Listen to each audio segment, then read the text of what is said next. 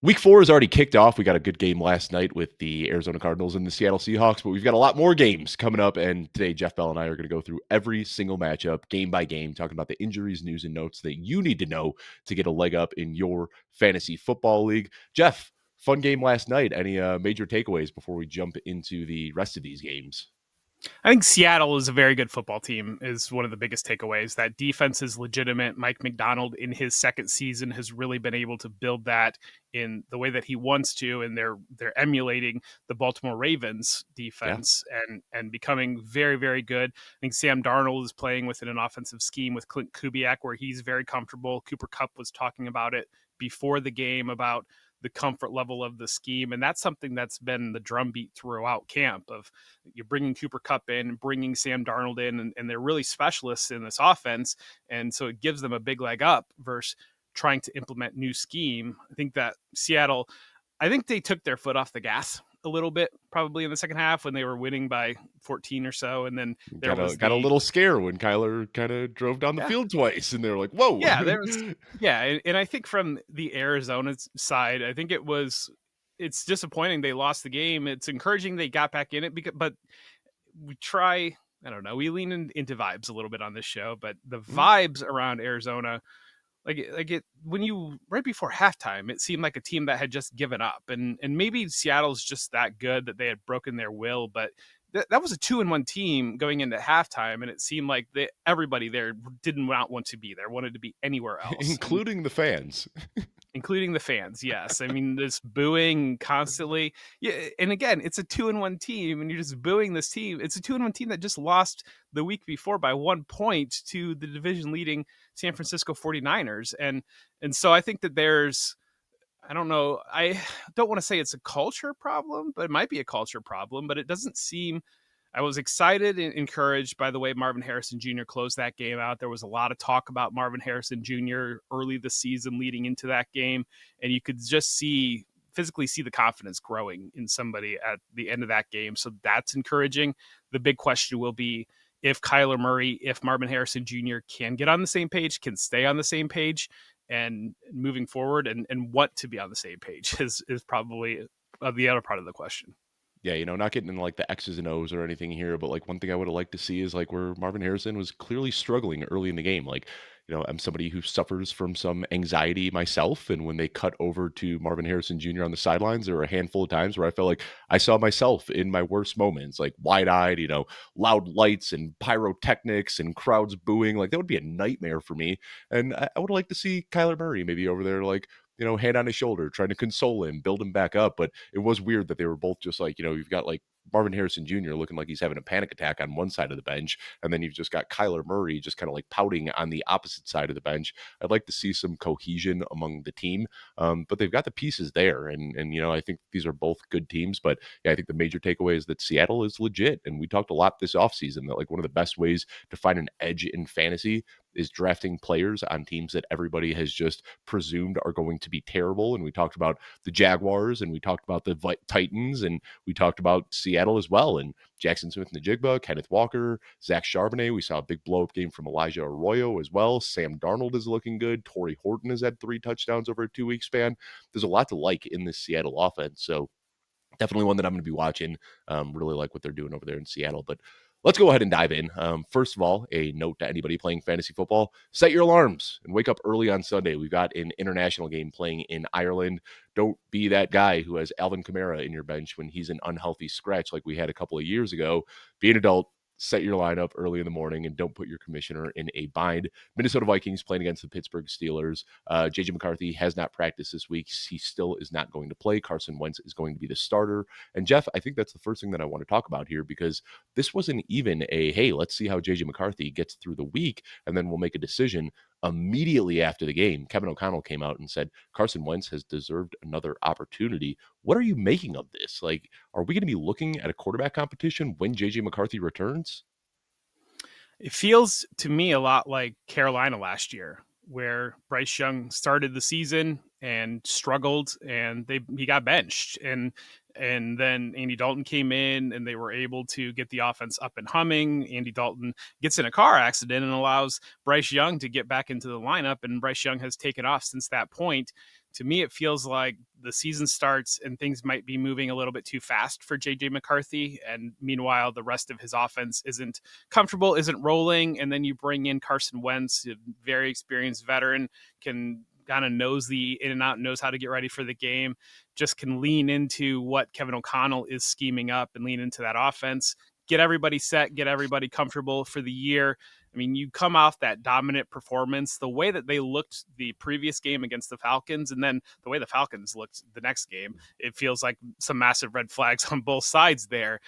But they bring Wentz in and they can get the offense humming. They dominate the Bengals. And this is a team with major playoff aspirations. Right. So they don't want to drop any more games. And so that's where, you fall to 1-3, you could be in a big trouble spot with just the way the schedule still lines up. They still have 2 Lions games. They still have 2 Packers games. That division is absolutely brutal. And 1-3 right now puts you way behind the 8 ball. Well, I think that if they win this game against Pittsburgh, which I expect them to, the Vikings could then be 3-1. And at that point, I don't know if they want to go back to JJ McCarthy in It'd be what their two and next two. matchup would be. What was that? No, there Oh, would be. You're right. 3-1. You got yeah. the record wrong on the sheet. I'm sorry. Oh, my bad, my bad. Yeah, they are two Killing and me. one right now, and a win would put Ron them at Burgundy. 3-1. And I see like if they do win this game, I don't know if they want to trot JJ McCarthy out on the road against Cleveland. I mean, that is a buzzsaw of a pass rush, and that's where we saw McCarthy struggle a little bit. So I'm wondering if maybe they say like, hey, let's just keep Wentz in there through the Cleveland game. But if he comes out and wins Cleveland, strings together 3 straight wins, and this team's sitting at 4-1, there's going to be some tough conversations to be had there in Minnesota. Some other ones to talk about here. Jordan Addison set to return from suspension. Jeff, just real quickly, are you starting Jordan Addison? Assuming that he plays this week, is he a guy that you're putting back in your lineup? I mean, it depends. We play in deep enough leagues that there are absolutely leagues that I'm starting Jordan Addison. It's not returning from an injury, so you would think he would hit the ground running. And we've seen Jalen Naylor was playing every single snap. So I imagine Jordan Addison steps right into that role, plays every single snap. Jordan Addison tends to lean more towards a big play threat. We've seen Pittsburgh give up. I mean, they just, granted, it was a tight end, but Hunter Henry just had a massive game against the Steelers defense. And we know week 2, Jackson Smith and Jigba got off against the Steelers defense. So the defense doesn't particularly scare me in the way that you would think a Pittsburgh Steelers defense would. I'm going to play Addison where I need to. And yeah, I got a fun one, Jeff. If you want to tail me on this one, I cooked up a little mini player parlay where I've got Jordan Addison under 3.5 receptions and over 50 yards receiving.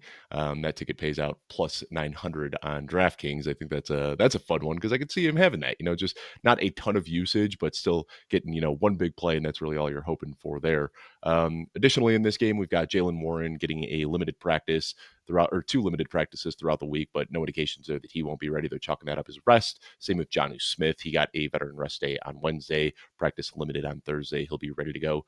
Let's keep working down the schedule here, Jeff. Washington Real Commanders. quick Yeah. on the I do want to say on the Steelers, looking at the usage and personnel, it does seem like they've settled into a core 5 where they're playing the 2 tight ends, Jonnu Smith and Pat Fryermuth, and then they're playing Calvin Austin along with DK Metcalf and Jalen Warren as the main back there. And they have a lot of different pieces that they could scheme into situations, but it's nice to see Arthur Smith kind of decide his core.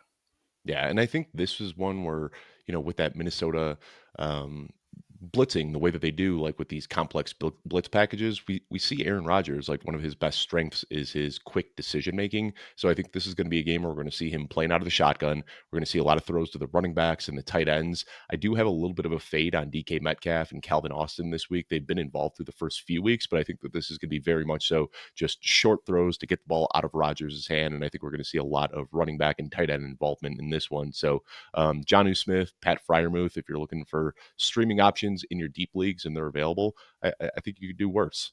Washington Commanders and Atlanta Falcons, and we've got Jaden Daniels dealing with a knee injury, has been limited all week, but it sounds like we're treading towards him potentially not playing here. So we'll talk about that in a second. Terry McLaurin dealing with a quad injury, also has not practiced this week. Sounds like he is not going to play either. Noah Brown dealing with a groin and a knee injury, also not practicing this week. So there's going to be a lot of offensive weapons. This is Friday morning that we're recording this, and we'll get some more information this afternoon on Jaden Daniels. But if Washington's going out there with Marcus Mariota, no Terry McLaurin, no Noah Brown. This could end up being a potential trap game for Washington. Yeah, Ja'Cory Krosky-Merritt is mispracticed too, and I think Yes. he's questionable for the game. I didn't see him on your sheet, but that's where we might get some. It's tough because we don't know what to take away from last game for the Commanders because that was such a blowout against the Raiders. But we did see Chris Rodriguez take the first couple handoffs within that offense. We saw Jeremy McNichols look like the most explosive back on that big play that he hit there. Yeah. So we're still kind of waiting to see how the usage is going to work out in the backfield. But with Krosky Merritt coming in questionable, if he does play, I mean, I think a lot of people saw that Austin Eckler injury and assumed that Krosky Merritt was going to just wheels up, take off, and then you come back out to start the next week, and Chris Rodriguez is the one taking those handoffs, and that's kind of definitely frustrating for Krosky Merritt, Yeah. but it's the type of thing that when you look at, you're going to have three backs active on game day, and McNichols is such a key part of special teams that he was active there, that if he's the passing down back and if they're leaning towards Rodriguez over Krosky Merritt for whatever reason, you're kind of stuck there on what you thought you were going to get out of Krosky Merritt. No, I think one of the things that we're good about, Jeff, you and I, is that we are fluid with our player takes. We don't entrench ourselves in any one opinion on a player. And I do want to say, like, my big knock on Ja'Cory Grosky Merritt through the first couple of weeks was this desire, this penchant to bounce every run outside. I did go through and I watched his tape from week 3, and he was getting downhill much quicker than he did in the first couple of games. He seemed confident running between the tackles, good footwork, was able to break through arm tackles at the line of scrimmage. So, I am not the type of guy that wants to put a nail in a player's coffin 3 weeks into his career. And while I might have had some nits to pick about some of his decision making early, I really liked what I saw from him in week 3. Yeah, and so Terry McLaurin might not play, and it's my understanding that Luke McCaffrey was the player that was stepping into his role when Caught a he big was out touchdown last throughout week. preseason. Yeah. Yes, he did catch a big touchdown. It was late, so it's tough to parse out of like, is this garbage time? Is this like McCaffrey playing garbage time, or is he stepping into McLaurin's role? I think that's something to watch, especially if you're in some of these very deep best ball leagues, that McCaffrey might be worth stashing on the end of your bench in the off chance that he is McLaurin's stepping into that role. I think Deebo Samuel, expect to see a better game this week because we didn't really see much last week. I mean, for the Falcons side, that's probably the interesting side here because no points last week. You've got Zach Robinson's going to move down to the sideline. Ike Hilliard was fired for the wide receiver coach. Are they going to? Part of me wonders if Drake London's healthy enough. Do you just hammer Drake London with targets to try to get this rolling? Like, he's our guy, been our guy throughout Please. the preseason. Let's just feed him. We saw 11 targets last week to Darnell Mooney. Darnell Mooney had some drops there. The coaching staff got on him a little bit. The Falcons feel like they had very, very high expectations coming to the season. That Tampa game could have gone either way. Then they looked strong in week 2 against the Vikings, only to come out and lay an egg. I think they underestimated the Panthers, probably, Mhm. as some of it, feeling themselves a little bit coming off that win against the Vikings, the way they just dominated that game. And the Panthers were able to get up in front of them. And the Panthers, that's what the Panthers want to do. Well, that's what everybody wants to do. But if not, if we can see Michael Penix get rolling and be able to especially involve Drake London, I think is going to be the big thing to watch. Yeah, and I'm trying to buy low on Drake London, send out a ton of trade offers for him this week. I think the struggles that we've seen over the last couple of weeks have to do with his shoulder injury. I mean, they were talking about him potentially missing time. He's played through it, has not looked like himself, but we know this guy is a target hog. Like, I'm going to look at the first few years of his career where he was just a consistent 30% target share player. Week 1, where he was healthy, he pulls 15 targets. I'm not going to let these last 2 games cloud my judgment of what I've seen over the last few years. So still trying to buy low on Drake London. I think this could be a get right opportunity for him. The only also AJ Terrell, I believe he was still dealing with an injury as well too. So we'll see if he's able to play or not. But that could make things even a little bit easier for Drake London in this one. For the He only injury, plays yeah. on the same team as Drake London. Oh my goodness, yeah. These 5 a.m. shows, man. They're this 5 a.m. wake up time on a Friday is a little tough at times. We're Last gonna thing I get want to talk rolling about here. there, we'll get there eventually. Kyle Pitts dealing with the toe injury, limited on Wednesday, full participant on Thursday. So nothing to worry about there. If you're starting Kyle Pitts, I wouldn't recommend it, but he will be active in this game. Let's move on to the next one. New Orleans Saints at the Buffalo Bills. We got an 0-3 team going up against a 3-0 team. Really no injuries worth talking about in this one. Devon Vele is dealing with a hip injury. He's been limited in practice. Outside of that, all the other fantasy relevant players are healthy. The Bills have a few offensive linemen and some defensive players that are dealing with some minor injuries here, but this should be a mostly healthy game. Any takeaways or things you'll be watching in this one, Jeff? From the Saints side, I think it was interesting to me of a little bit of background of the way we operate behind the scenes. We have some guardrails set up within our rankings on Football Guys, and I put my Chris Olave as about like wide receiver 23 or so in my rankings, and the thing was screaming at me that he should have been a top 10 receiver, and that was like, it's like, why is this thing yelling at me? Chris Olave should be a top 10 receiver, and digging in, he's leading the league 37 in targets. targets. Yeah. So that's a big part, but he's wide receiver 32.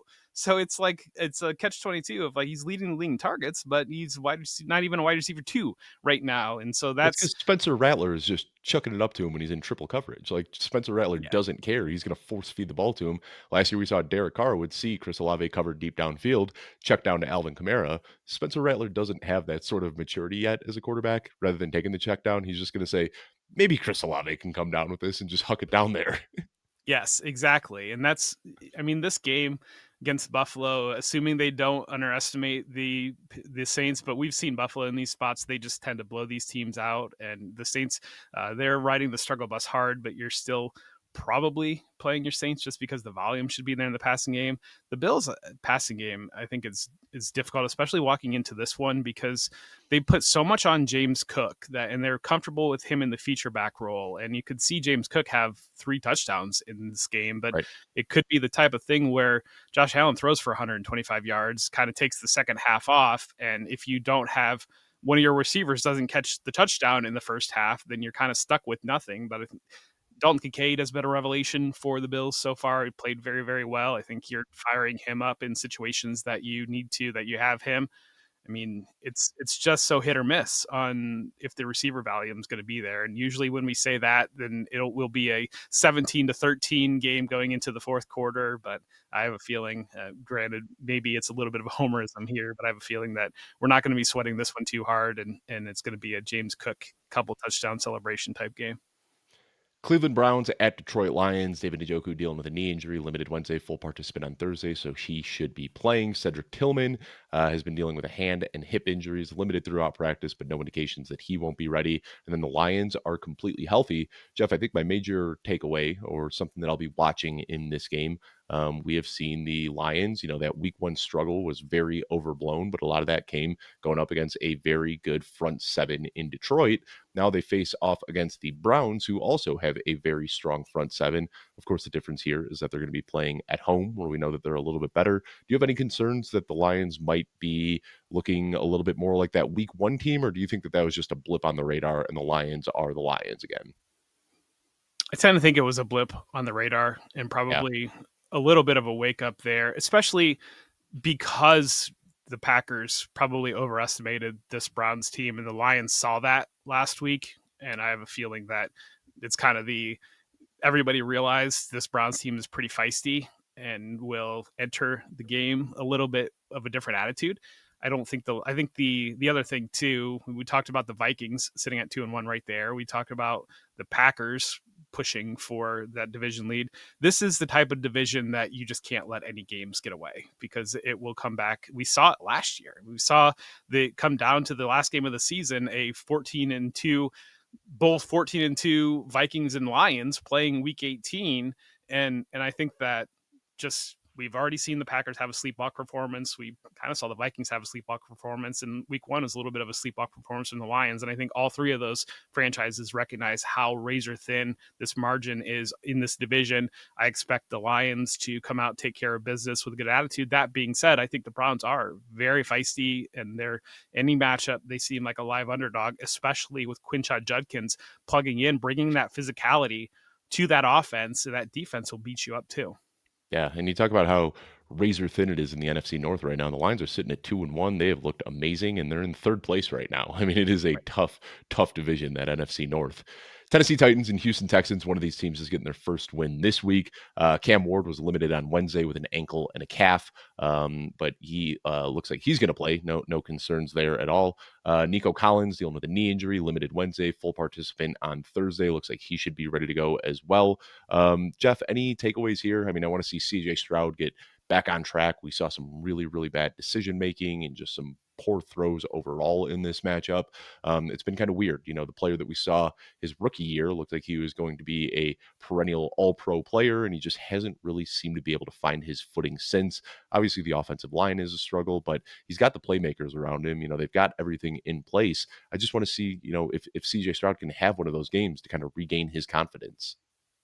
That, yes, and I think last week seeing Christian Kirk plug back in, being second on the team in targets, that was kind of my expectation coming into the year. 8 targets last week from Kirk. I'm still hesitant on plugging Kirk into a lineup, but I do think that what you're going to see out of this passing game from the Texans is heavy volume to Nico Collins, Christian Kirk as the wide receiver 2, probably Dalton Schultz third in targets. He had a strong camp. There was a lot of positive talk around him. The rookies here with Jaden Higgins and with Jalen Knoll, you're kind of stuck there. Especially if you invested heavily in Higgins in redraft, you might be a little bit stuck until something shakes free. And then Xavier Hutchinson's going to play as well. I think the biggest thing to watch for the Texans is this backfield split. We saw it last week, kicking Dare Ogunbowale out of that rotation, flipping snaps nearly 50-50 with Nick Chubb, with Woody Marks.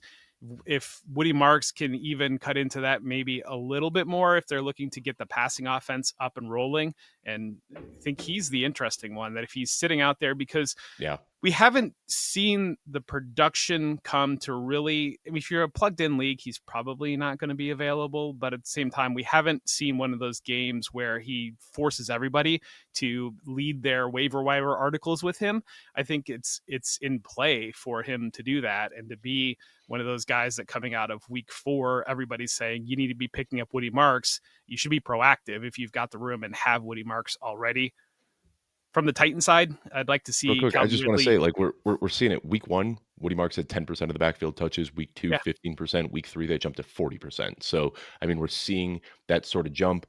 Nick Chubb has frankly just not looked good. He looks like an aging player who's had some bad knee injuries. I think this could be the week that we see Woody Marks end up being the lead back there. So completely with you. I scoured my waiver wire a couple of days ago. Unfortunately, he's not available in any leagues that I'm in, but you, the listener, might get lucky and find a free Woody Marks out there.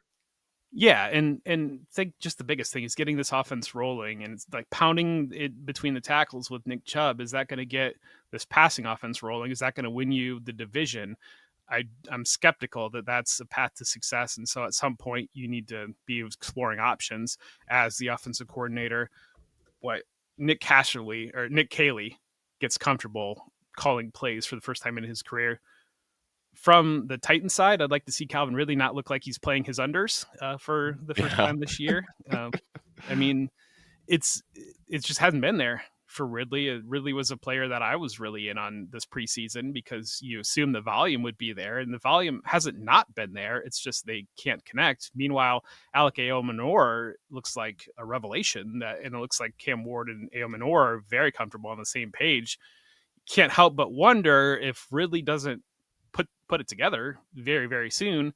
Does that volume flip? Does that Manor become the leader in targets, and Ridley is forced into a little bit of a secondary role? The corners for Houston, I don't know if Derek Stingley is going to make this one or not. I saw that they're dinged up and missing some practice, so that could be a spot for Calvin Ridley if Stingley's not playing to be able to get his season rolling. But if we don't see it in this one, at some point you got to quickly cut bait, I think, on Ridley. Yeah, I'm there as well. I mean, right now, Ivan just looks like the better receiver.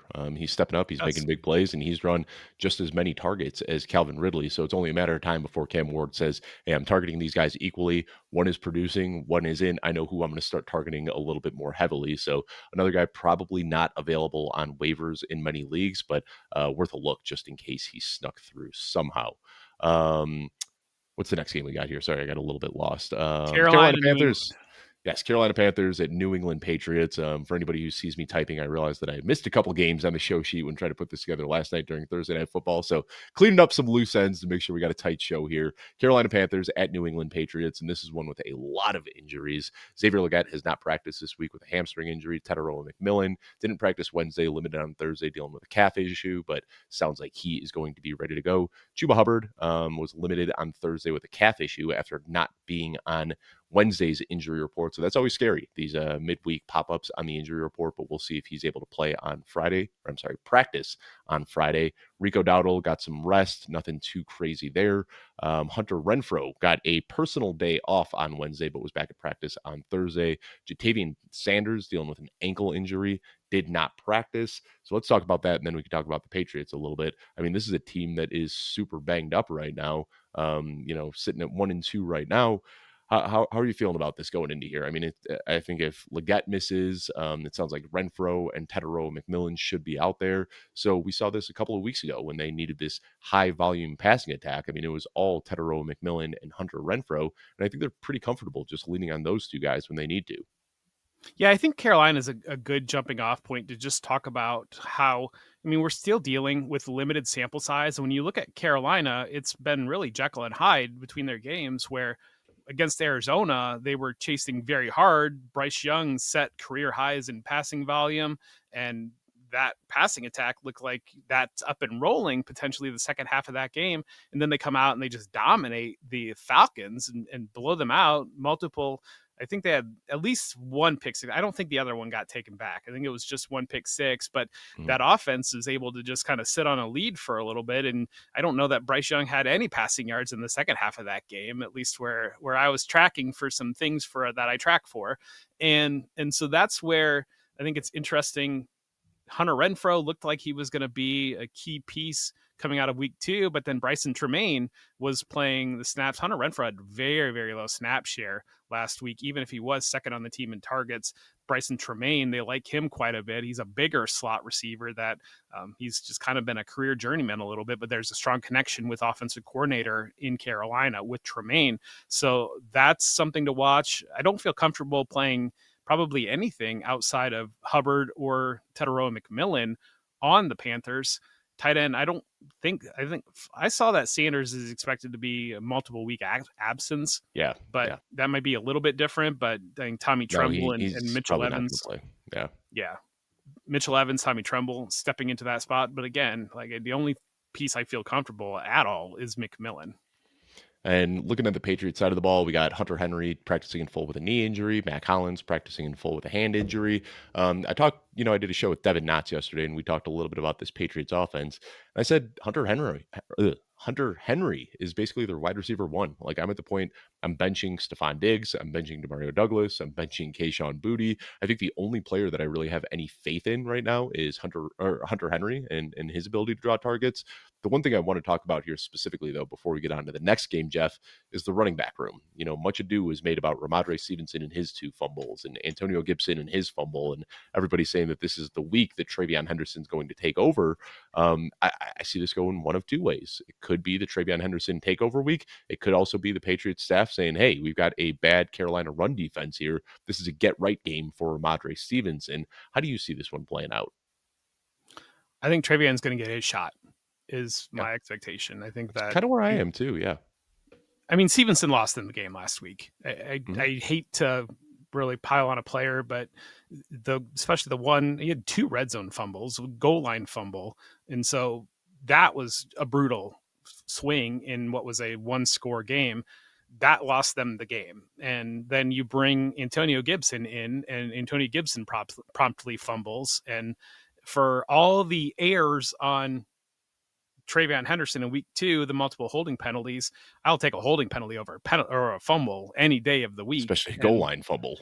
yeah, and when you look at the career active leaders in fumbles, it's got a guy like Derrick Henry who's had so many carries in his career, like something like that is at the top. But then both Gibson and Stevenson are very, very high on the list, especially when you consider the volume that they've seen throughout their careers. Both of those guys, ball security is an issue.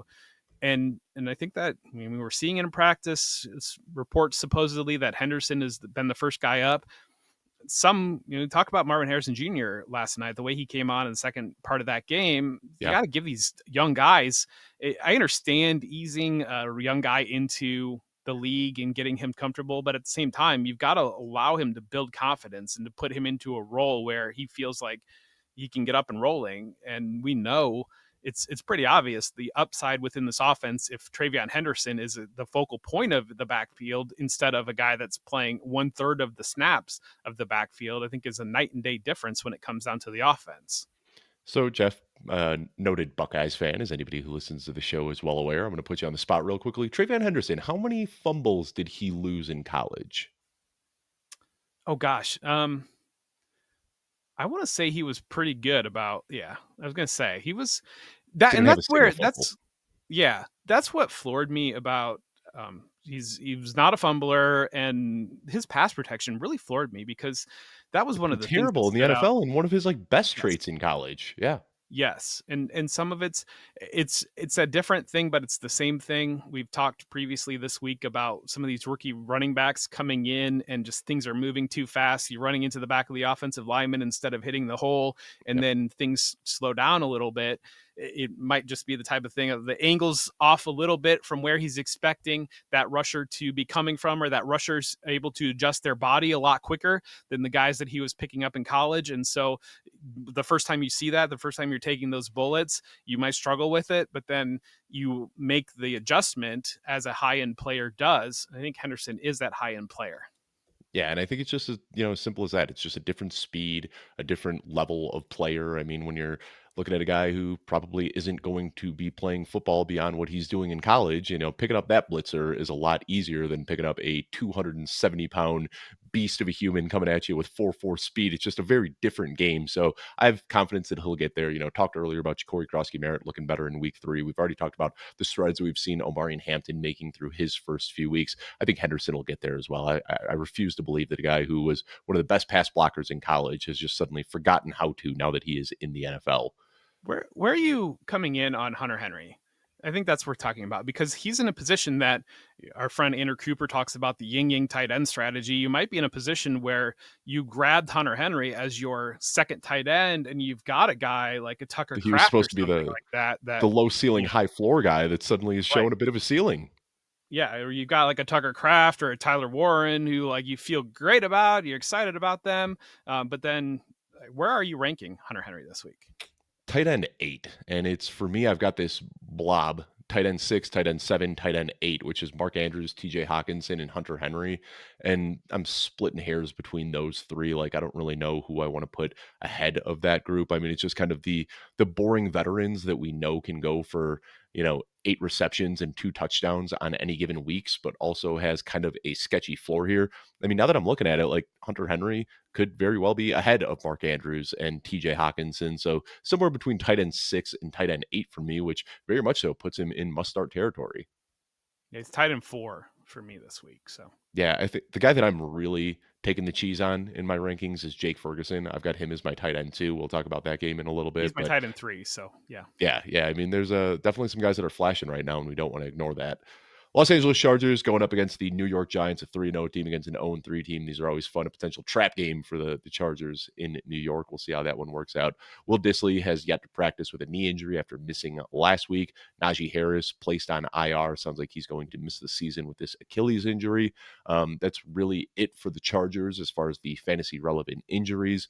For the Giants, we've got Malik Neighbors dealing with a shoulder injury, didn't practice on Wednesday, limited on Thursday. And I just want to talk about this one for a second. We did the show last year, and Malik Neighbors is always on the injury report, and he always plays. I mean, this is one of those where I think like rostering Malik Neighbors, Jeff. I might age myself a little bit here, but T.Y. Hilton is the first guy that comes to mind. That like every single week, there's just a Q next to T.Y. Hilton's name, and you're like, is he going to play? And he would just always play every single week. I feel like that's kind of where Malik Neighbors is already, right? Yeah. I mean, DeAndre Hopkins is the one for me where it's just Yeah, like another one. Yeah.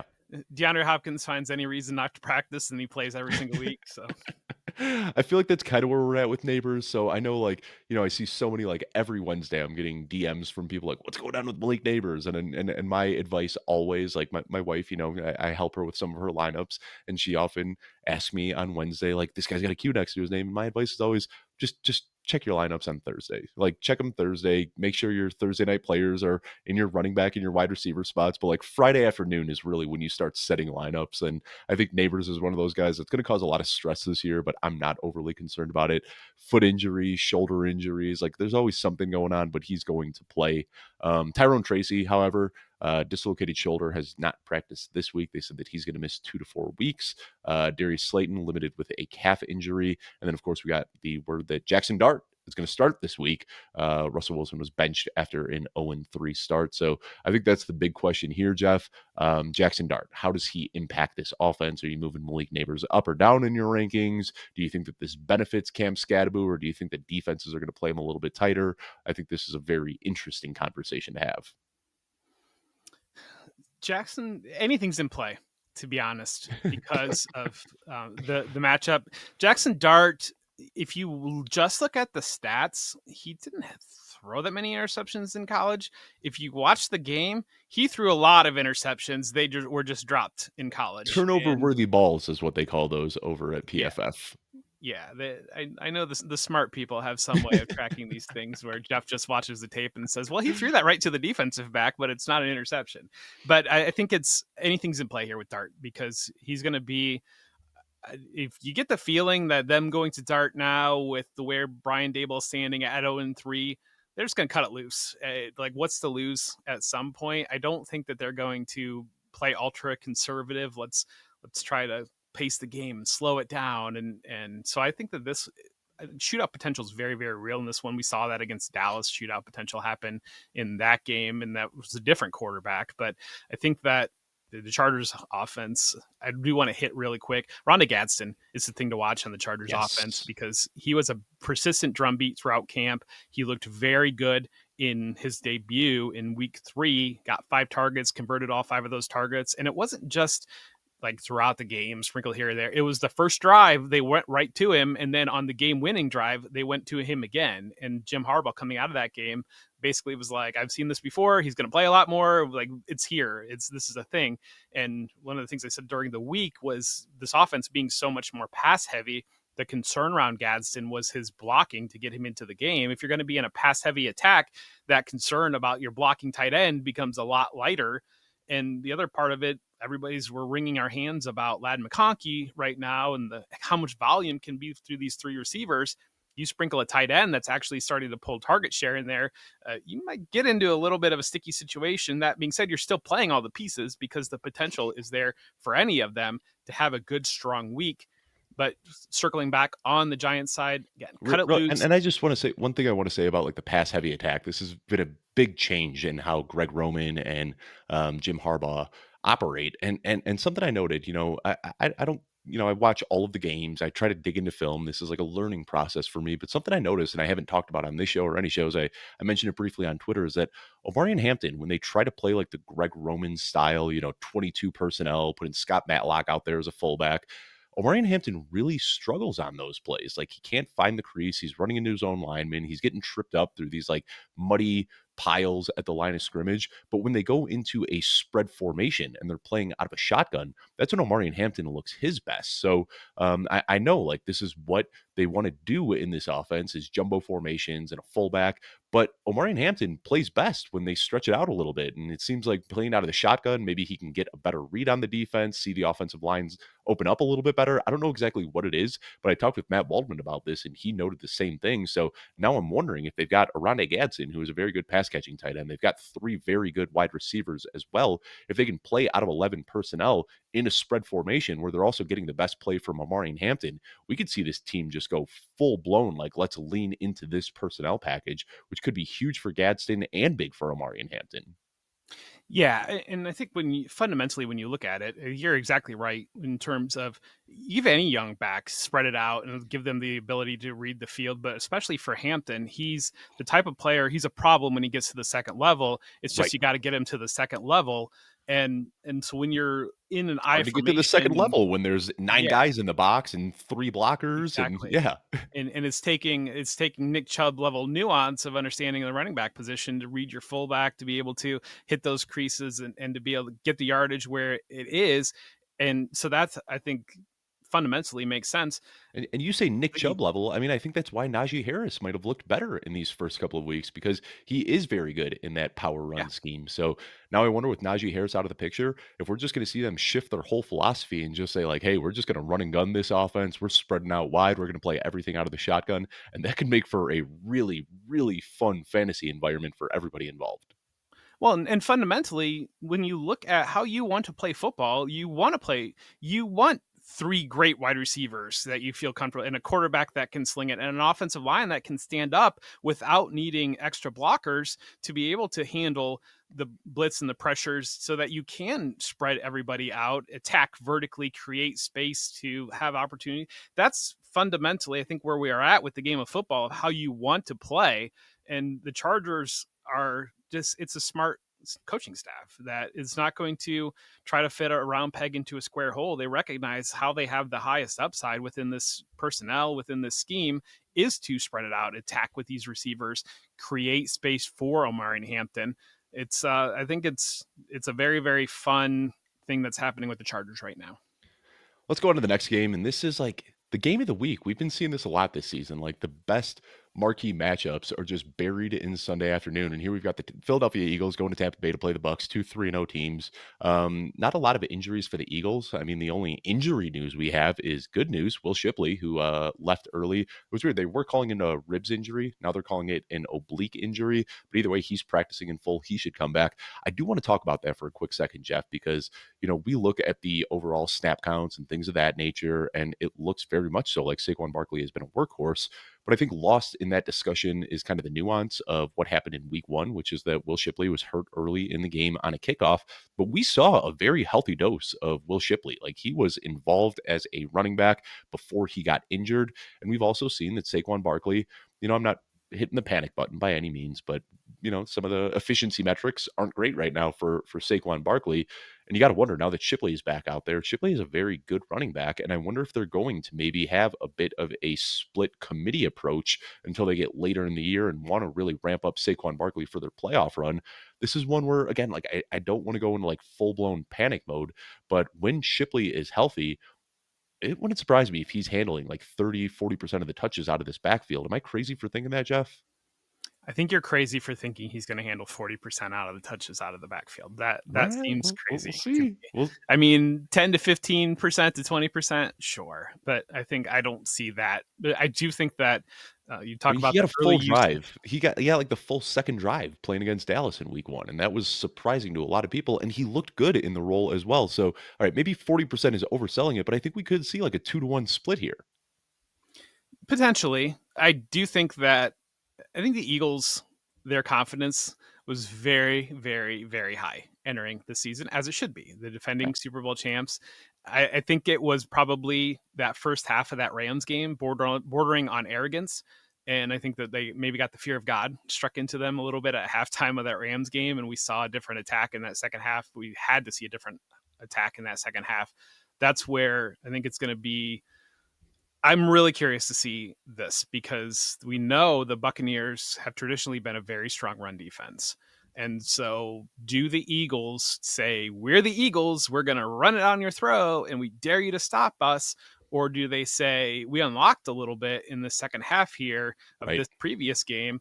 Let's attack vertically from the jump. Let's see if we can generate some more of that space that Saquon Barkley was able to take advantage of last year." Because I think what they saw a lot of last year, they threw the ball a lot to start the year and then they transitioned. But when you're so much talk about two high safeties and all these things, when you're able to run downhill with Saquon Barkley and Jalen Hurts into two high safeties with physical receivers, with strong offensive line, with Dallas Goddard, you can take advantage of what's created there. But when defense says you don't want to throw the ball now with Jalen Hurts, we're packing the box, like let's see it. That's a lot. Okay, That's a watch different me. ball. Yeah, Exactly. and he could just say, "Watch me throw the ball," and remind you all how Yeah. good AJ Brown is. Yeah, I mean, this is a team that I think can win both ways, and, I think in this one, they might have to throw a little bit more, so this is one that I'm gonna be watching real closely because it can go one of 2 ways, and I wanna see, like, who the actual Eagles team is. The Tampa Bay Buccaneers, riddled with injuries right now. Mike Evans dealing with a hamstring injury, did not practice.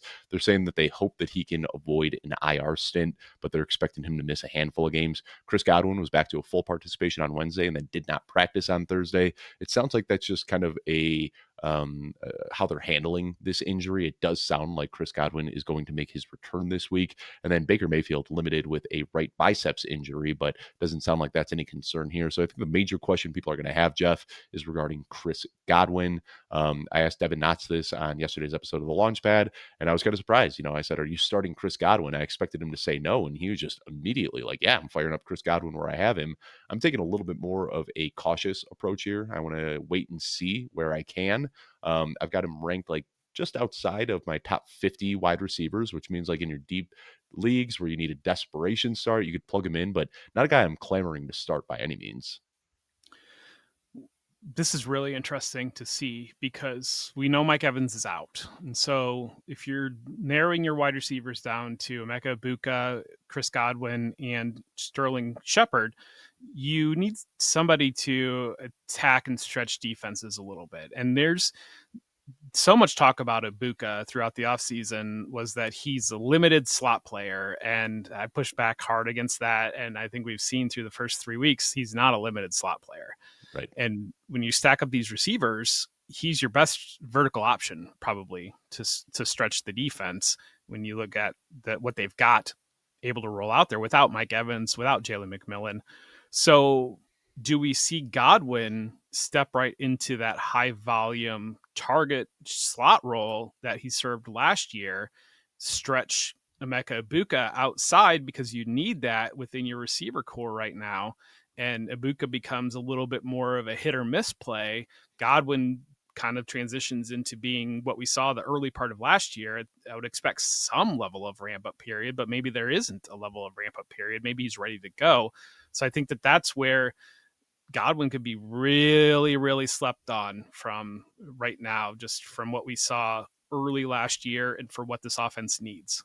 Yeah, I had somebody a couple of days ago send me a DM and say, "Hey, Chris Godwin's available on my waiver wire. Should I pick him up?" I was like, "Yes!" Like, why are you messaging me? Like, whatever, pick him up. Yes. And Ryan Heath, he does some really good work, and he shared something this offseason that kind of surprising, kind of not, but like he was able to put the numbers behind it. That basically, like, if you look at the expected fantasy points for Chris Godwin when he's playing as a full time slot receiver, his expected fantasy points he's like a top 3, top 5 wide receiver. And when he has to get kicked out wide, which he does occasionally, then he is like a top 50 receiver. Like his fantasy value is so predicated on where he's taking his snaps from. So paying close attention in this matchup with Mike Evans expected to miss some time.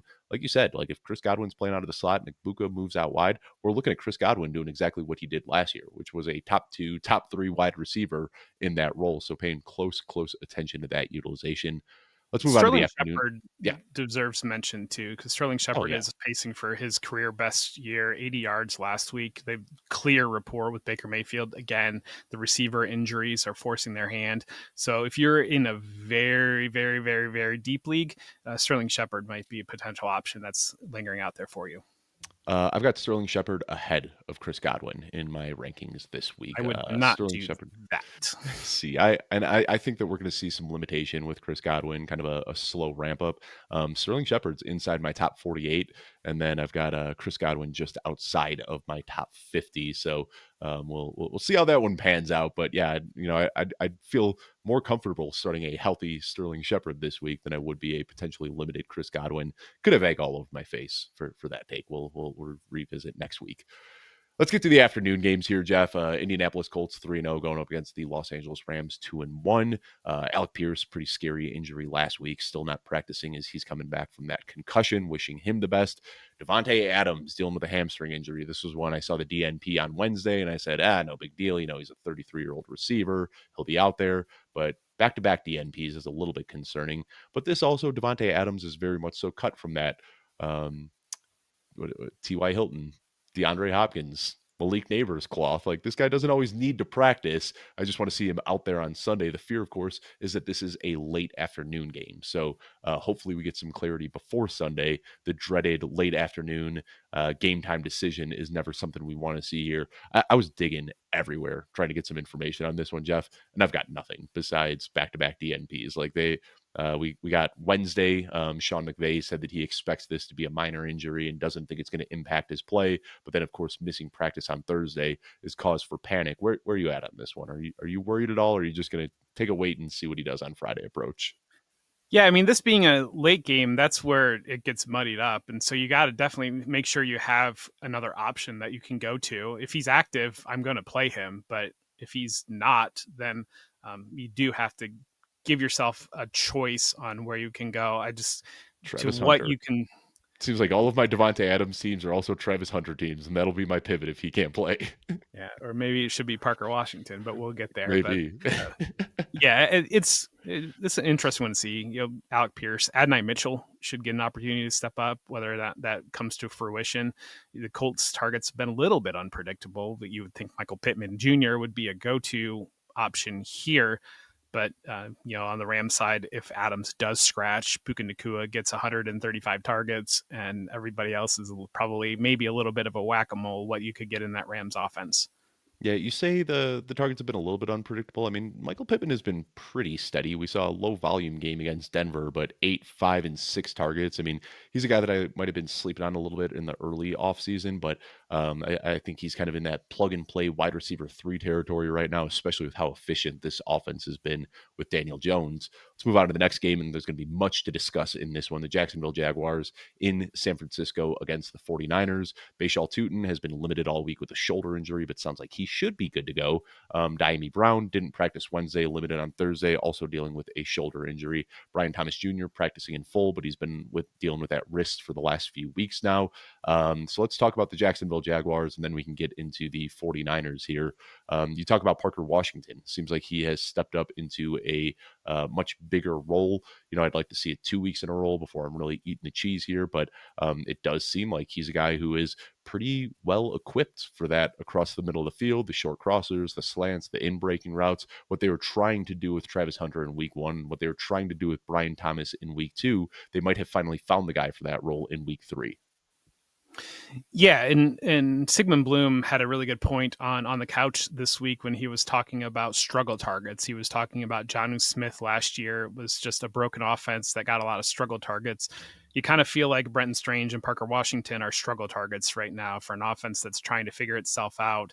And Parker Washington is better at the things they're asking that role to do than Travis Hunter is right now. I think Right? Park Washington's a good NFL player. It's not like this random. We saw last year, the second half of last year, he really came on very hot to be a very productive receiver. So that's where, the struggle targets. You go into Brenton Strange, you go into Parker Washington trying to figure something out against a strong 49ers defense. That's a tough spot to be in. And I just want to say I've already seen so many takes that it's the Jaguars are cooked and Travis Hunter is a bust and Liam Cohen doesn't know what he's doing. And I get the frustration. We all had big hopes for Travis Hunter, but I was watching a lot of his defensive snaps. He already looks like one of the best DBs in football. And I was looking, like, one of the big worries about Travis Hunter is, like, sure, he's got the ball skills, but, like, how's he going to do in the run game? I checked yesterday. He's graded as the 16th best cornerback in run defense right now. Like, he's doing it all. Like, he almost, he's making plays on the ball. I know there's frustration. Like, I was a big Travis Hunter tout this year, but you know what they're talking about? Did you see the comments where Liam Cohen was saying, like, we're teaching him one role at wide receiver? Like, we don't want this guy learning the X, the Y, and the F. Like, we're just having him play the F right now. And if injuries happen, we can't move him into other roles. Like, it sounds like they have a multi-year plan for Travis Hunter, which a guy who's going to be playing on both sides of the ball, we can't expect him to just say, like, here's the offensive playbook, here's the defensive playbook, learn it all. You've got to do everything in week 1. It sounds like they are okay just keeping him limited to that F role this year, maybe expanding that a little bit in year 2. I think there could still be some boom weeks here because he is a special athlete, but I think we just have to cool off on the fantasy projections at this point because we're seeing how they're utilizing him. Yeah, I think there was just a lot of incorrect this offseason coming into the season on a lot of incorrect analysis, just looking at raw numbers or the numbers that Travis Hunter was able to put up in Colorado and not recognizing that he was in year 3 with his same quarterback, an NFL-ish caliber quarterback going up against overmatched defenses when it comes to the two of them surrounded by LeJohntay Wester is on an NFL roster, Xavier Weaver is on an NFL roster. These Colorado receivers Jimmy Horn. are on NFL. Jimmy Horn's on an NFL roster. So you had NFL receivers around Travis Hunter and the misapplication of statistical numbers that Travis Hunter was able to put up without understanding of what they're dealing with. And you have full-time receivers that you're trying to you set them in one role. I mean, Puka Nacua famously, it was like asked to do one thing the first half of his rookie year and smashed that, and he was really running. He still kind of hasn't unlocked the full arsenal of routes, and he looks like he's the best receiver in football at some Yeah, points I'd right push now. back So on that. I mean, last week, like I saw him drawing man coverage from Derek Stingley Jr. and just like beating him one on one, like out of the wide position. Getting so, I mean, I'd even push back on that a little bit. Like now it's year 3 for Puka Nacua, but he is a much different player now than he was in his rookie season. And that's to say, like these guys develop. Like what we see in the first 3 weeks of a rookie season is not who a player is going to be. So long term, I still have faith for Travis Hunter, but I think people hoping for that, just like the Heisman Trophy winner to just immediately take over games immediately. That's probably not going to happen. We might have to exercise some patience here. yeah, and if you want to set somebody up for success, he's a better cornerback than he is a wide receiver. And Yeah, so you set him up as a full-time cornerback that can play some offense, then that's the best position to set him up for to succeed. And when you look at your offense, you need to get Brian Thomas rolling. There's so much talk about Shane Waldron is like a step up from getting people coffee right now. The idea that no. Shane Waldron is scheming up the offense week to week is absolutely insane. I just don't I like I don't know. You talk about people texting you on Wednesday about freaking out about practice reports. Take Wednesday off, people. Like set your waivers and see if they go through. Like touch some Better grass. Like yet, touch some grass. it's Yeah, just like don't even worry it's about just your waivers. Just go ridiculous. touch some grass. Yeah, Like people let's are talk about the 40. so high strung and overwired. It's chill out, man. Yeah, I think we're maybe suffering from like too plugged in syndrome. Like we get every little bit of news, and every bit of news requires a reaction, and those reactions become overreactions. But I digress. It's Dave, what we do every here. you'd never know if the tweet that you send is going to be the one that gets you a job at ESPN. So just saying. That's a good point. 49ers dealing with a slew of injuries here. Juwan Jennings, ankle and a shoulder, has yet to practice, and this is after he was already dealing with a calf injury. Now we've got 2 new injuries on here. I mean, Juwan Jennings, it's been a tough year for him since OTAs. Ricky Pearsall didn't practice on Wednesday, was limited on Thursday, dealing with a knee issue, but sounds like he should be good to go. Brock Purdy, left shoulder and a toe injury. He's been limited in practice. Sounds like he is trending towards playing. Mac Jones, dealing with a knee injury, has been limited in practice as well. And I gotta say, like, did you see Mac Jones in the post game when they asked him, about the win? And I loved his response. Like there wasn't any sort of like even a thought that like, I deserve more. It was just like, hey, I was so happy that I could step in for Brock Purdy, and I can't wait to see him back out there. I was able to get my guy a W and keep this team afloat until he comes back. I mean, that is such a good mindset. And I think that like that interview alone might have bought Mac Jones another 10 years as a backup, just a guy who is going to like a vibes guy, fits in with the locker room, can step up when he needs to. Really happy to see what Mac Jones has developed into. But the only other thing I want to talk about here is Brandon Ayuk. We got some word from John Lynch that he is, quote, not close to a return. They said that it was more than just the ACL. We don't know the specifics, but sounds like there was more ligament damage. We've seen him back at practice, kind of jogging and doing some stuff off to the side, but those who were hoping that he'd come back next week when he's available to off of IR, doesn't sound like that's close. Might be looking at, maybe a late season return, maybe not at all this year, but definitely disappointing to get that news. Yeah, I'm really. I was told this off season Ricky Pearsall is not good, so I'm really curious what he could accomplish if he's pacing to 1,500 yards. Like if he were actually good, we'd be at probably like 2,300 yards for Ricky Pearsall. So that's interesting. I mean, Did you see his yards per route run in the first 4 games last year? I mean, I don't know what to tell you, but when a guy comes back from a gunshot wound midseason his rookie year and can't immediately perform, that's just it. That's the end of the career. The guy sucks. Such a shame. yeah, I think this 49ers team you feel like they were one of those teams that took a lot for granted. going into last year, and then they saw they didn't have Christian McCaffrey. They falling just short in the Super Bowl, and then you missed the playoffs. I think that was a big wake up call, and you're seeing a very, very locked in 49ers team right now. And how about that? We talk about all of the injuries in San Francisco, like every receiver, both of their quarterbacks, George Kittle on IR, and Christian McCaffrey, not even on the injury report. Love to see it. Two more games in this late afternoon slate: Baltimore Ravens at Kansas City Chiefs. And Jeff, if I told you both of these teams were going to be 1-2 facing off against each other, I don't know what you would have said to me in the preseason, but this is where we are. Isaiah Likely dealing with a foot issue that has kept him out so far this season, limited in practice. And if you remember, he did avoid IR. So he is able to return this week and sounds like he is going to. Marquise Brown practicing in full with an ankle injury. Xavier Worthy practicing in full with a shoulder injury. And then Patrick Mahomes practicing in full with a right wrist injury. First thing I want to talk about is Isaiah Likely. We finally saw it. Mark Andrews, like they made a very concerted effort to get Mark Andrews involved last week against the Lions. He had himself a big game, even a nice garbage time touchdown that really blew the top off of his fantasy performance. But with Isaiah Likely back in the fold now, do you have any concern about starting Mark Andrews now in week 4? I mean, I'm definitely concerned about starting Mark Andrews. I don't know. I mean, last week was a little bit unexpected because I don't know if it was intentional game planning to feature Mark Andrews and Rashad Bateman. If it was saying, these guys haven't been involved the first 2 weeks, we have to involve them here. If it was the Lions just really seeing those first 2 games and keying in and locking down on Zay Flowers and creating opportunity to go a different direction. I mean, everything's up in the air right now. 1-2, like you said, both of these teams being 1-2 coming into this game. You're still playing them unless you've got a very, very good option, because you know what the ceiling is. Ceiling is 2 touchdowns for Mark Andrews, touchdown for Rashad Bateman. It's a Lamar Jackson offense. You're still going to play him, and I think that's one of the things that people need to understand because I saw so much this past week of everybody benched Mark Andrews and like, wow, of course the week game I bench him. It's like they're playing the Lions with an over-under of like 56. Like, at some level, you have Mark Andrews on your team for a reason, and it wasn't because you thought he was going to catch 10 balls a week. You have to lean into a little bit of variance, but you have these high upside players on high upside offenses for a reason. Jeff, was it you? And I'm so sorry. I like to credit people. Somebody shared a screenshot about Mark Andrews and his history against the Kansas City Chiefs. Was that you that shared that, or was that somebody else? No, I it saw it wasn't on me. somebody shared it on Twitter, and I feel bad that I can't credit whoever pulled this, but I'm looking at it right now. 5 regular season games that Mark Andrews has played against Kansas City Chiefs throughout his career. He has never caught a touchdown, and his career best yardage is 57 yards. So let me read off the yardage for you that Mark Andrews has had in games against Kansas City: 14, 57, 22, 15, and 0.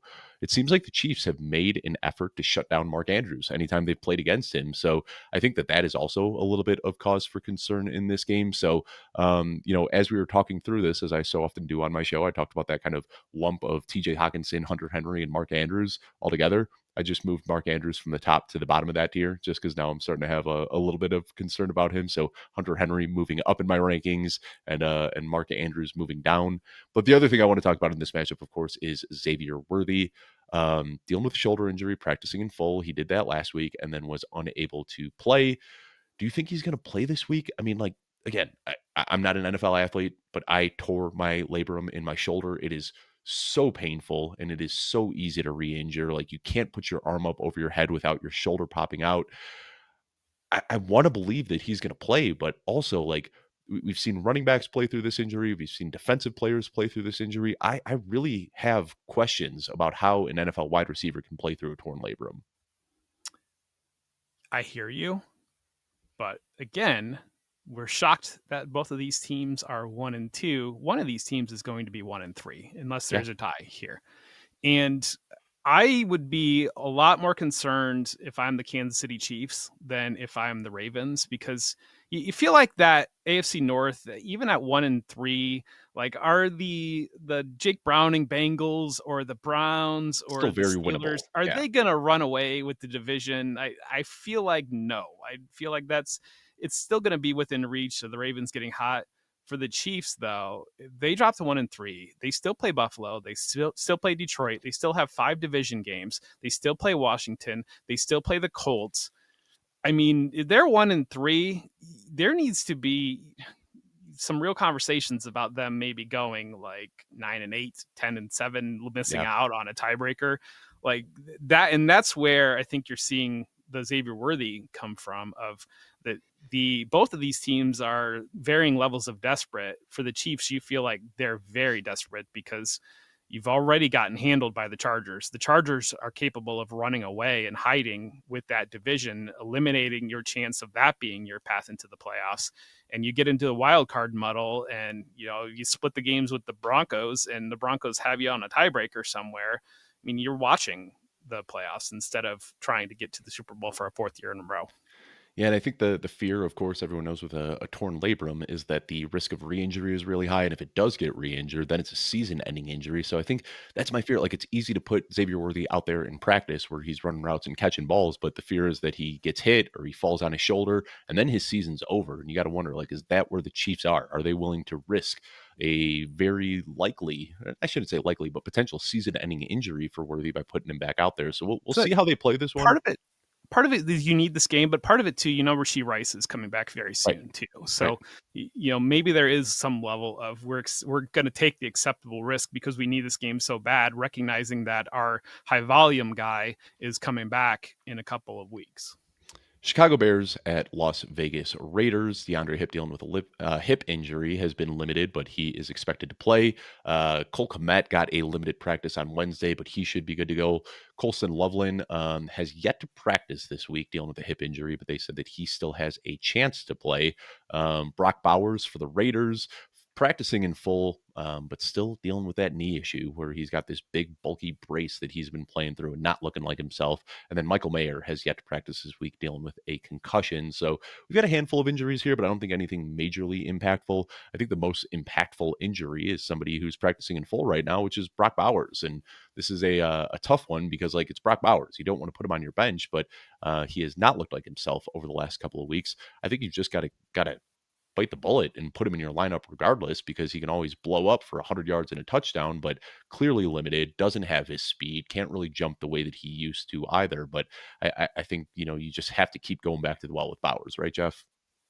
You do. I mean, you invested a second round pick or maybe even a first round pick, and depending on how aggressive you are on Brock Bowers, you're kind of married to there. You probably don't have a good second option that you feel comfortable with. And this is one of those that go to our friend Chris Harris of him saying, what can you sleep with at night? Can you, if you do bench Brock Bowers for like Harold Fannin, and Harold Fannin gets you 6 fantasy points, and Brock Bowers catches 13 balls for 110 yards, and you're laying there Sunday night losing your matchup by 3 points.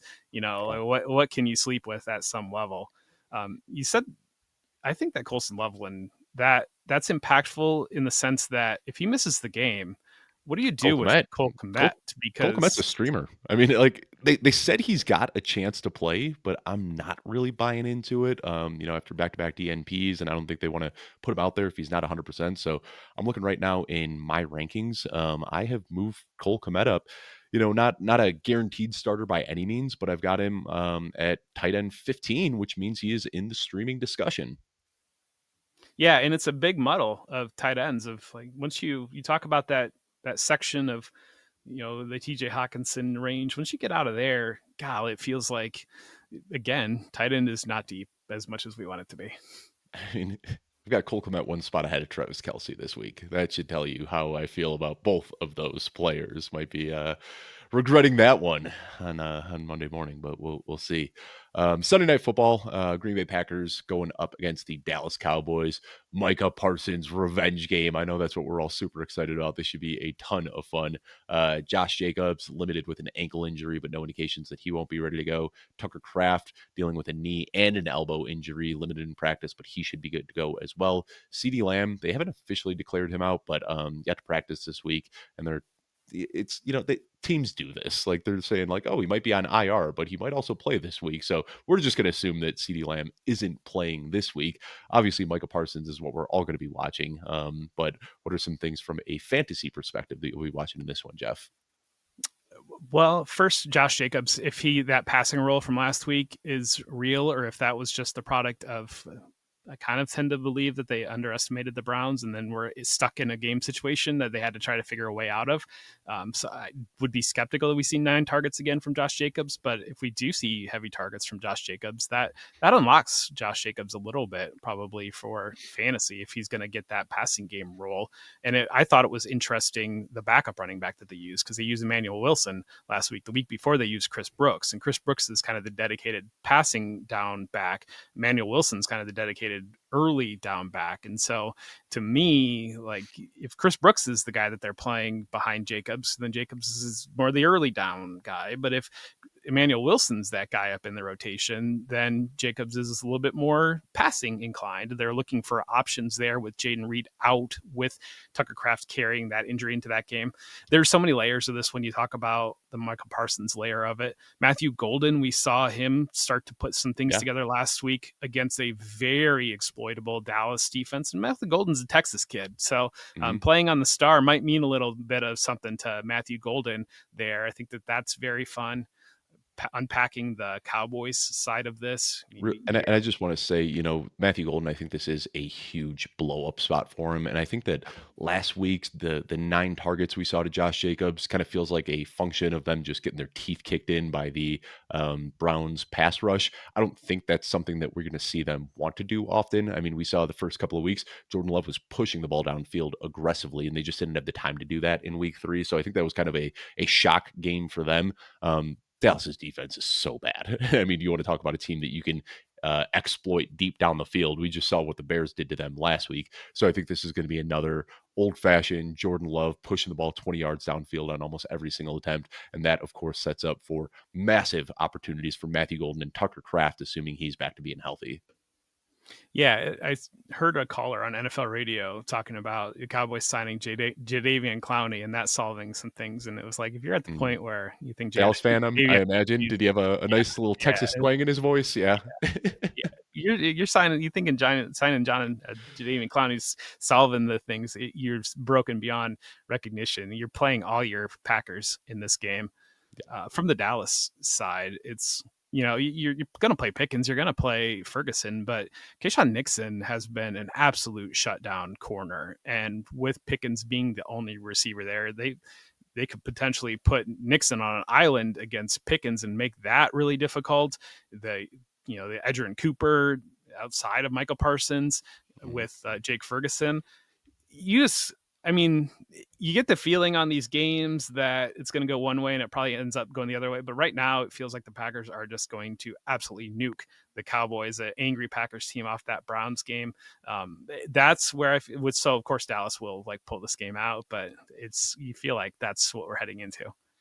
And we've talked about him so much this offseason through the first few weeks, but I do like Kevontae Turpin as kind of a sneaky sleeper. Like if you're in your deep leagues this week, we know that so much of the Packers' strengths on defense, the interior offensive line, and then of course the edge rushers that they get as well. And I think one of the best ways to exploit that is how the Dallas Cowboys use Kevontae Turpin. A lot of the pre-snap motion, getting him out on jet sweeps and screens and things like that.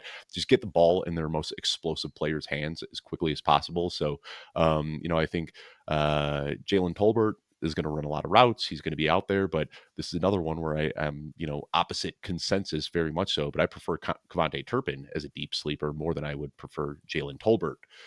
Monday night doubleheader.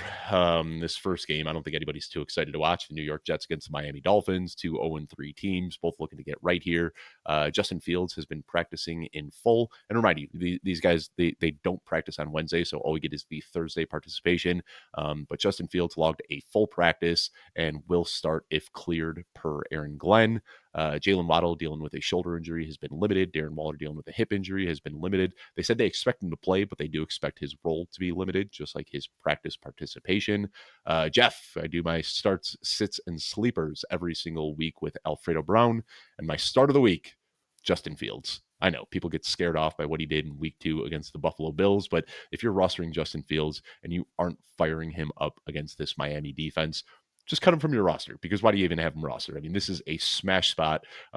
We know who Justin Fields is. He has his good games. He has his bad games. I don't expect him to struggle against this Miami defense.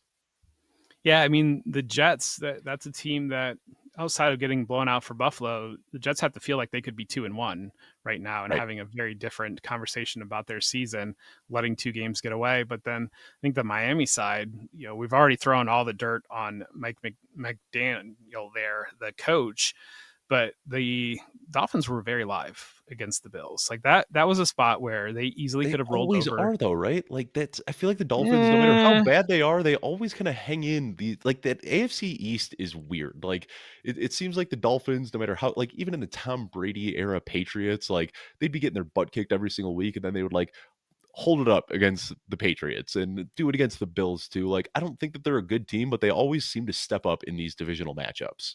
I think the Bills have won something of like 11 of the last 12 against the Dolphins. Then the one game that they But won moral was the victories, the Dolphins hang in there.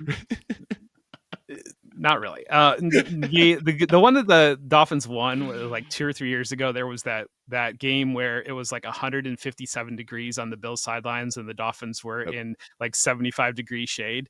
Like, and it was just a close down to the wire game. That's the only time that it's so basically like the Jets have had Josh Allen's number to a certain level, or like Josh Allen's ugly games that tend to come against the Jets. The Dolphins are when Josh Allen throws for 5 touchdowns and runs for 2 touchdowns, like usually is the way that it kind of plays out a little bit. So seeing them live last week, I mean, again, that was a spot that I think it was Andrew Whitworth on the post game coverage on Amazon mentioned then when they saw the Chargers with the coach that they fired. Why am I blanking on his name? A Brandon couple of years Staley. ago. Brandon Staley. Yep. There was a Thursday night game, I think it was against the Raiders, where the Chargers just quit on Brandon Staley. And it Oh, I was, remember that one. Yeah. yeah, and he was like fired immediately. And Whitworth was making the point of, we've seen Staley had lost the team and the team quit on him in this spot. He was like, the Dolphins did not quit on Mike McDaniel. So that's interesting, I think, to take out of this one, because the team that wins this, I mean, their season is still alive at some level. The team that loses, you're done. Yeah, and I just fact checked myself a little bit. I thought that the Dolphins had hung in some of these games, but you're right. There's 41-10 or 48-10 games. Like there have been some blowouts over the last few years. Last game to talk about here, Cincinnati Bengals at Denver Broncos. Noah Fant has yet to practice with a concussion. Samaje Perine practicing in full with a finger injury, and then Evan Ingram practicing in full with a back injury. Jeff, I'm going to ask you 2 crazy questions right now. So I want to get your answer. I've asked a lot of people these questions this week. First question, is Chase Brown benchable? Yeah, Chase Brown's benchable. I mean, just Second haven't seen question, it. is T. Higgins benchable? Yeah, I mean, he is until you see it. But I feel you can make the argument that the volume's still there with Chase Brown. He hasn't done anything with it at all, and he got a pass the first 2 weeks. And good on you if you sold Chase Brown after week 2, because he kind of got coverage with that Joe Burrow injury. Week 3, there's no more coverage. Everybody saw everything. And we talked previous this week about maybe you need to get Taj Brooks involved in early downs to free up Chase Brown a little bit. But yeah, it's tough to feel like there's something here right now with Chase Brown and the passing attack. Jake Browning, I was pretty optimistic. I was very wrong on what we would see from Jake Brown. It was brutal, and some of that is we know what Flores can do with that Vikings defense, and maybe that's what it is, and gets up to speed. But you can't Like take they away got those. an easy bounce back against Denver this week. I mean, like it's Right. another Well, and those tough road game. interceptions against the Jaguars, I mean, that's not nothing either. That the Jaguars, I think their defense looks a lot better on paper because Jake Browning kept throwing them the football than the reality of what the Jaguars defense is. So this feels like a get right spot probably for Denver, and some serious questions about the season spot for the Bengals. Let me throw another question out there, and this is just going to be pure speculation. If Jake Browning looks like he does, looks like he has this week, Kirk Cousins, Jameis Winston, like they got to make a change, right? Like he looks bad. And I know, like, there was some lightning in a bottle that he was able to capture in the end of that 2023 season where he looked good for a handful of games. But I think, there was enough that coaches could go back and look at that tape from 2023, and now they can just shut him down. I mean, this is a team, even without Joe Burrow, like they should still be hanging in some games here, and they just can't. Like Zach Taylor's probably getting fired. They're probably going to have to switch the quarterback up. I mean, Brett Ripien is next up. I doubt that's who they want to trot out there. I don't know if they can make it work, especially Kirk Cousins with how much he's got on the books right now, but it feels like they need to make some sort of change. They do. I think that if Jake Browning doesn't put it together in this game, I think the financial aspect of Cousins is really difficult to Right. look at for this organization because of where their money is allocated and from covering the Falcons in the preseason, they're very willing to trade Kirk Cousins. All they want you to do is pay all of Kirk Cousins' salary, basically.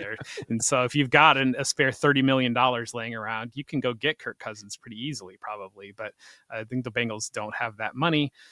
That said, it was a perfect scheme fit because it's offshoot of that Shanahan offense with Zach Taylor that Kirk Cousins has been in with Kevin O'Connell the last handful of years. It is in with Atlanta right now with Zach Robinson. Scheme fit wise, I think that's perfect there. And if you're the Falcons and you're married to Michael Penix as your quarterback, at some level, it's if you know that Did you Michael see Penix real is quick? your guy. Did you see the comments that Raheem Morris made after the game? Like they asked him, like, "Hey, are you guys thinking about going back to Kirk?" And he very bluntly said, "No, Kirk lost the job last year. This is Michael's team. He just had a bad game. We're not even talking about that." Like he shut it down quick.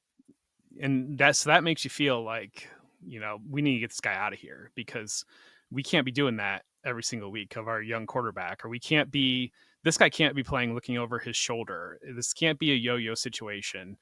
Like that feels like it's one of those that I speculated a little bit that Sam Howell, the young quarterback for the Yeah. Vikings, like was Sam Howell a train wreck for the Vikings in camp, or was Sam Howell better than JJ McCarthy? And did they not want to have the optics or the conversation about like, hey, maybe Sam Howell put some numbers up for the Commanders. Maybe you want to make that switch there. So that to me feels like, and I did see those comments that you need to get Cousins probably out of the building if you are that married and that committed to Michael Penix, because you need Michael Penix to know this is his team. And Cincinnati seems like the perfect landing spot for Cousins.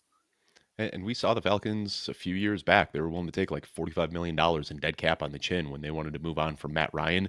Maybe this is just Arthur Blank saying, "Hey, I don't want to make another 40+ million dollar mistake," and that's why they're hoping another team will take this on. But yeah, at a certain point, they might just eat some of that money and move on. But Jeff, this is always a great show. I love doing this one. Just really helps me kind of lock in and prepare for a good week of football. As a reminder, be sure to wake up early on Sunday, set your lineups, make sure everything is good there. And then also, I have a new role over at Football Guys on Friday afternoons. You can go over to footballguys.com/news as we get injury reports later in the day and we get more news throughout the day. I will be adding all of that to our news wire along with my commentary and actionable advice and all that good stuff. So footballguys.com/news. By the time this episode comes out, we'll be a couple of hours away from those final injury reports coming out. So you can check out all of the up-to-date news there, footballguys.com/news.